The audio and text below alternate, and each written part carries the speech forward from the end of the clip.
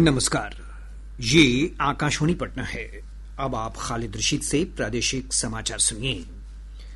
निर्वाचन आयोग राज्य में विशेष गहन पुनरीक्षण की प्रक्रिया पूरी करने के बाद कल अंतिम मतदाता सूची का प्रकाशन करेगा। इसी सूची के आधार पर विधानसभा चुनाव कराए जाएंगे। आयोग ने कहा है कि जिला मुख्यालय के साथ साथ विधानसभा क्षेत्र के स्तर पर भी मतदाता सूची उपलब्ध होगी। आयोग ने यह भी स्पष्ट किया है कि अंतिम सूची के प्रकाशन के बाद भी दावा और आपत्ति दाखिल किए जा सकते हैं।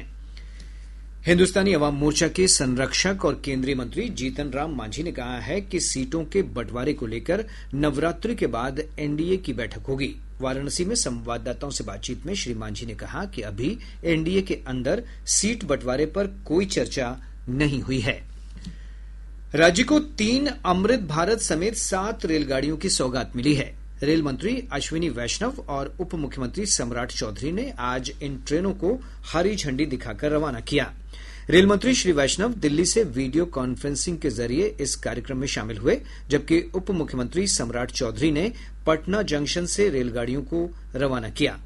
3 अमृत भारत एक्सप्रेस रेलगाड़ियां मुजफ्फरपुर और चल्लापल्ली, दरभंगा और मंदार जंक्शन तथा छपरा और आनंद विहार टर्मिनल के बीच चलेंगी।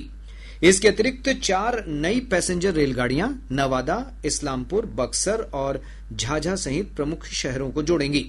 इस अवसर पर अपने संबोधन में श्री वैष्णव ने कहा कि प्रधानमंत्री नरेंद्र मोदी के नेतृत्व में रेलवे उन राज्यों में विशेष ध्यान दे रहा है जहां सुविधाएं अब तक सीमित थीं।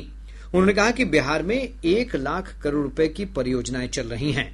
श्री वैष्णव ने कहा कि दीपावली और छठ पर्व के दौरान रिकॉर्ड संख्या में 12,000 विशेष रेलगाड़ियां चलाई जाएंगी।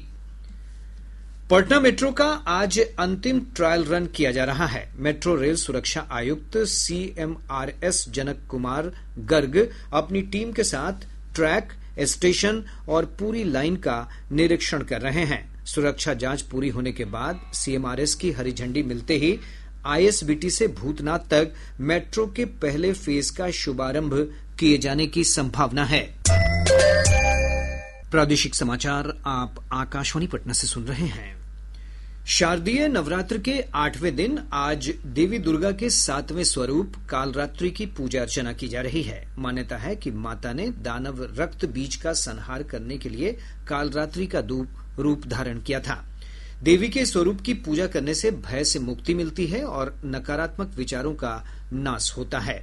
पटना के प्रसिद्ध शक्तिपीठ बड़ी पटन देवी समेत विभिन्न पीठों और मंदिरों में भक्तों का तांता लगा हुआ है। हमारे संवाददाताओं ने बताया है कि विभिन्न पूजा पंडालों में आज प्राण प्रतिष्ठा के साथ ही देवी प्रतिमाओं के पट दर्शन के लिए खुल गए हैं। इसके साथ ही दर्शन पूजन के लिए श्रद्धालुओं की भीड़ उमड़ने लगी है।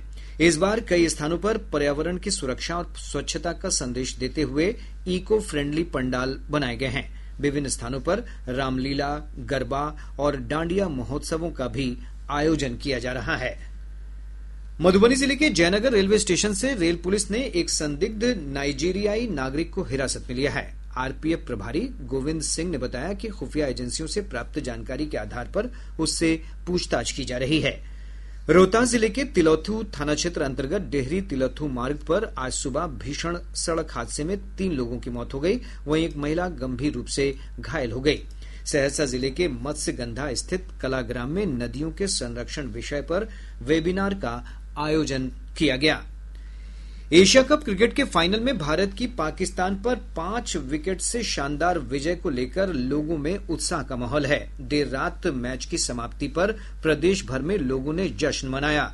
जदयू के वरिष्ठ नेता और राज्य सरकार के मंत्री अशोक चौधरी ने कहा कि देश का तिरंगा ऐसे ही गर्व से फहराता रहेगा। इसके साथ ही आकाशवाणी पटना से प्रसारित प्रादेशिक समाचार का ये अंक समाप्त हुआ।